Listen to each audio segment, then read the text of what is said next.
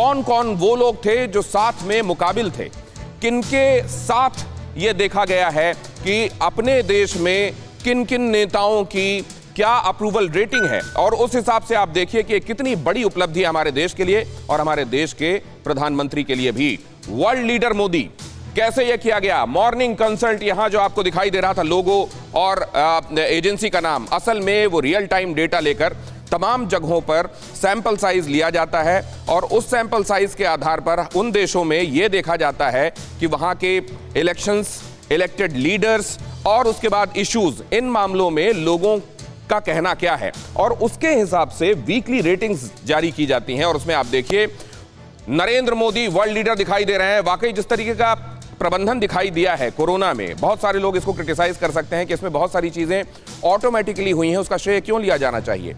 लेकिन जब शीर्ष में बैठे हुए व्यक्ति को आप हर एक चीज के लिए जिम्मेदार बताते हैं तो फिर हर एक चीज के लिए वो जिम्मेदार होता है, उनके लिए भी जिनको आपको लगता है स्वतः स्फूर्त हो रही है। जरा देखिए 13 देश थे, 13 देश के नेताओं की रेटिंग्स, इसमें कौन कौन से देश थे वो आपके सामने दिखाई दे रहे हैं। ऑस्ट्रेलिया, ब्राजील, लगातार आप देख रहे हैं ये वो देश हैं जो विकसित देश हैं, ये वो देश हैं जहां के लीडर्स, जाहिर है जब कंपेयर किया जाता है तो कई बार ये लग सकता है कि ये कद के हिसाब से, उनके ऑरा के हिसाब से, उनके इर्द गिर्द जो चीजें मार्केटिंग ब्रांडिंग के हिसाब से होती हैं उससे आगे, कहीं आगे हैं।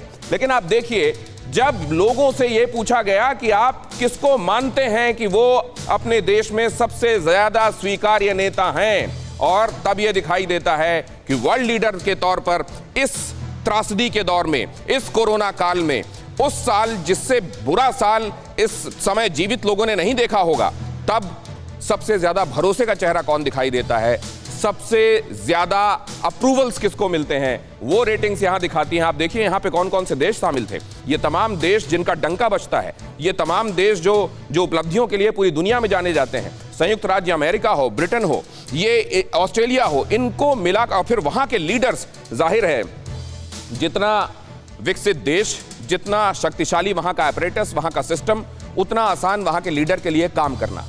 लेकिन आपदा में अवसर की बात करने वाले नरेंद्र मोदी, सिस्टम कैसा भी हो, अपरेटस कैसा भी हो, लेकिन जो काम उन्होंने किया है, उनकी सदारत में हिंदुस्तान ने किया है, वो दिखाई देता है कि लोगों से अलग है, और वही ये रेटिंग्स भी दिखाती हैं। ये मॉर्निंग कंसल्ट उन एजेंसीज में से एक मानी जाती है जो सबसे क्रेडिबल एजेंसीज हैं। आप देखिए ये हैं रेटिंग्स, अप्रूवल रेटिंग के हिसाब से मैंने आपको बताया था कि यहां पर प्रधानमंत्री नरेंद्र मोदी की अप्रूवल रेटिंग है 55%। क्यों? क्योंकि इनको 100 में से 75 लोगों ने इनको स्वीकारा, 20 लोगों ने इनको खारिज किया। 5 लोगों के बारे में क्या है, वो एरर ऑफ मार्जिन के साथ अलग रख दिया जाता है। यहां 55% अप्रूवल रेटिंग्स, प्रतिनिधित्व यहां साथ में ये भी देखते जाइए कि कितने बड़े पॉपुलेशन वाली कंट्री का वो रिप्रेजेंटेशन कर रहे हैं। यहां आपको यह भी समझने में आसानी होगी कि कितने पेचीदा मुद्दे होते होंगे। जब हम डाइवर्सिटी की बात करते हैं तो हमारे देश से ज्यादा डाइवर्सिटी, हमारे देश से ज्यादा चैलेंजेस कम ही देशों के सामने होते हैं, बल्कि ना के बराबर दूसरे देश हैं। वहां देखें आप लोगों का प्रतिनिधित्व करते हुए नरेंद्र मोदी की आप अप्रूवल रेटिंग्स देखें। यहां एंजेला मार्केल की आप अप्रूवल रेटिंग्स देख रहे हैं जो कि जर्मनी के चांसलर हैं, और यहां तक कि आप ये समझिए कि बोरिस जॉनसन को ब्रिटेन में नेगेटिव, ये अब इसको प्लीज रोटेट करते रहिए एक के बाद एक, दिखाइए इसमें अगली रेटिंग दिखाइए। ये आप देख रहे हैं इमैनुअल मैक्रो को देख रहे हैं, फ्रांस के राष्ट्रपति, उम्र 42 साल, 25% नेगेटिव चल रहे हैं। ये नेता जिनके नाम का डंका बजता है, जो उन देशों की नुमाइंदगी कर रहे हैं जिनमें चीजें कदरन वैसे ही आसान हैं, वहां देख रहे हैं नेगेटिव रेटिंग्स। और यहां देख रहे हैं तमाम चैलेंजेस के बीच में प्रधानमंत्री नरेंद्र मोदी को मैंने आपको दिखाया था, वहां 55% स्टैगरिंग हाई। ये क्या दिखाता है? ये दिखाता है कि न सिर्फ मुकाबले में आगे हैं, बल्कि दूर दूर तक और कोई दिखाई नहीं दे रहा है। इसके मायने क्या हैं? क्या ये रेटिंग्स ये दिखाती हैं कि गवर्नेंस के मामले में वाकई प्रधानमंत्री नरेंद्र मोदी ने वो किया है जो बाकी वर्ल्ड लीडर्स नहीं कर पाए हैं? क्या ये भी कि उनके मैनेजमेंट से, उनके गवर्नेंस से, उनके फंक्शनिंग के तरीके से बाकी वर्ल्ड लीडर्स भी कुछ सीख सकते हैं क्या?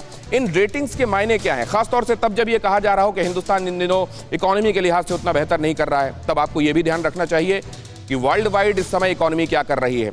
जब ये कहा जाता है कि जब पारिवारिक स्वास्थ्य सर्वे किया जाता है, नेशनल फैमिली हेल्थ सर्वे, तो उसमें ये दिखाया जाता है कि कुपोषण के हिसाब से चीज़ें बहुत अच्छी नहीं है हिंदुस्तान में। जब ये कहा जाता है कि गवर्नेंस के मामले में कहाँ है हिंदुस्तान, तो ये कहा जाता है पहले से नीचे आ गया। प्रेस की फ्रीडम के मामले में कहा जाता है पहले से नीचे आ गया। करप्शन के लिहाज से स्थितियां पहले से कहा जाता है कि खराब हुई हैं। ये जो बातें होती हैं, इस सब के बीच, इस सब के बरक्स कैसे देखा जाना चाहिए इस उपलब्धि को?